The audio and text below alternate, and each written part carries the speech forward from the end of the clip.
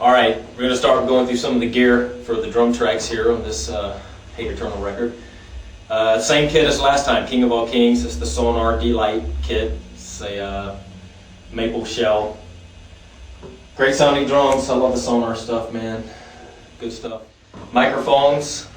We're using Shure. Mostly everything here now is Shure. We got the SM98s on the toms. These are a mini condenser. Really nice for capturing, a very good tom sound. It seems like they're small. They wouldn't be very good for picking up low-end frequencies, but they're really excellent on bigger drums, the floor toms and stuff.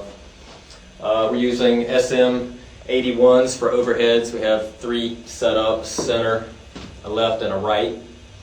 A lot of symbols in here, so I'm trying to get the best imagery as possible. China's over here, China's over there type of thing. How would you play like obscure tarot with that setup? Well, whereas before I used to go 8, 10, 12 because it was like that. Yeah, that's what I meant. I would just do 10, 12, 14 probably. Okay.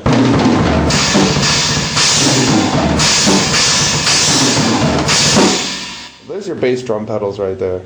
Axis. The long boards. That goes to the Ribbon Crasher. This is made by, who makes this one? Rhythm Tech. Ribbon Crasher. It's a bunch of sheets of metal placed together. It's real nasty sounding.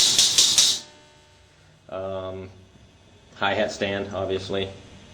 Left bass drum, right bass drum, and then I have a cable hat that operates that hi-hat right there.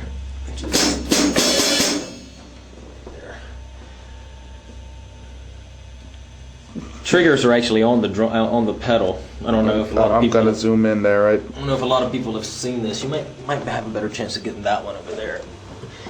But it's a trigger box here, and it triggers the signal instead of having can you get the pedal off right quick? Yeah. Let's get all technical.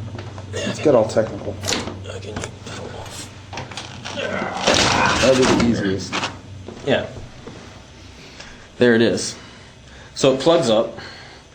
This pin, which is on a spring, activates the trigger when the meter hits the bass drum head. So you don't get, the ones that on the bass drum rim, they normally, they'll pick up a snare drum or a bass guitar on stage if it's too loud or whatever, and a lot of people really have a nightmare with trying to trigger the drum slide, but this really helps because there's no false triggering, meaning that the snare drum or any of that other stuff, none of that sets it off. It only fires when you hit the bass drum. So you really have to play consistent to use these things, but they work a lot better, I think. I like them a lot.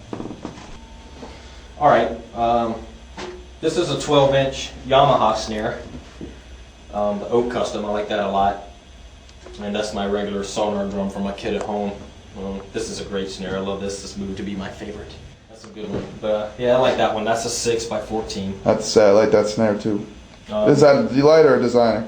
This is a D-Lite as well. Yeah, so the 2 snare setup, you see a lot of guys in the drumming community, whatever, using 2 snare drums. You don't see a lot of metal guys doing it, but just, different textures for blast beats. Instead of hearing the same sound source all the time, you can divide it up, Like you can play a single foot blast, on this snare. Then move to it like a bomb type thing,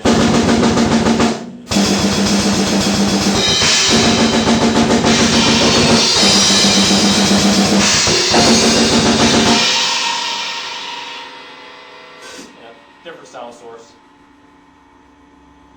Also makes it possible to have play other types of beats on top of each other too. Like we were doing in one of the newer songs, where you play a blast beat this way, and you use your left foot and the main snare to play the back beat. The AC/DC I call it. But, so you have this.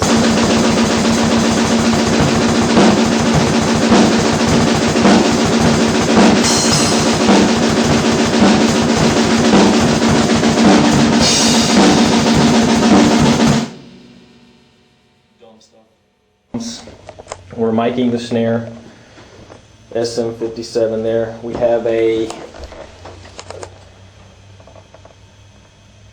KSM32 Shure on the bottom snare right there. And yeah, everything's mic'd. We're going straight to tape, which is a 2-inch 24-track Atari And it's pretty simple. We kind of go the old school way. We don't really like to do the digital thing, so we try to record analog and try to play our songs instead of edit them to be right. And I think we have achieved a better result that way personally. So enjoy. There's the pedals again.